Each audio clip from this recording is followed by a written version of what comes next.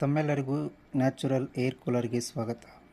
ಹೌದು, ನಾವು ಮರ ಗಿಡಗಳನ್ನು ನ್ಯಾಚುರಲ್ ಏರ್ ಕೂಲರ್ ಅಂತೇಳಿ ಕರಿತೀವಿ, ನೈಸರ್ಗಿಕ ಏರ್ ಕೂಲರ್ಸ್.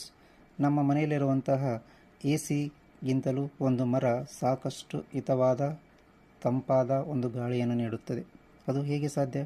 ನಿಮ್ಗೆ ಯಾವತ್ತಾದರೂ ಈ ಥರ ಒಂದು ಪ್ರಶ್ನೆ ಕಾಡಿದೆಯಾ?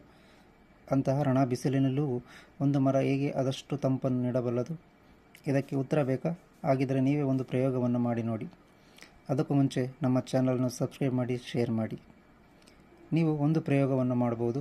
ನಿಮ್ಮ ಮನೆಯ ಸುತ್ತಲಿರುವಂತಹ ಗಿಡಗಳಿಗೆ ಒಂದು ಪ್ಲಾಸ್ಟಿಕ್ ಚೀಲವನ್ನು ಕಟ್ಟಿ 2-3 ಗಂಟೆಗಳ ನಂತರ ಅದನ್ನು ವೀಕ್ಷಿಸಿ. ಆಗ ನಿಮಗೆ ಒಂದು ಆಶ್ಚರ್ಯ ಕಾದಿರುತ್ತೆ. ಆಶ್ಚರ್ಯದ ಜೊತೆ ನಿಮ್ಮ ತಲೆಯಲ್ಲಿ ಮತ್ತೊಂದು ಪ್ರಶ್ನೆಯೂ ಬರುತ್ತೆ. ಆ ಪ್ಲಾಸ್ಟಿಕ್ ಚೀಲದಲ್ಲಿ ನೀರು ಹೇಗೆ ಬಂತು ಅಂತೇಳಿ. ಅದನ್ನು ನಾವು ಎವಾಪರೇಷನ್ ಅಂತೇಳಿ ಕರೆಯುತ್ತೇವೆ. ಗಿಡಗಳು ಭೂಮಿಯೊಳಗಿರುವ ನೀರನ್ನು ವಾತಾವರಣಕ್ಕೆ ಸೇರಿಸುವುದರ ಮೂಲಕ ವಾತಾವರಣವನ್ನು ತಂಪಾಗಿಡುತ್ತವೆ.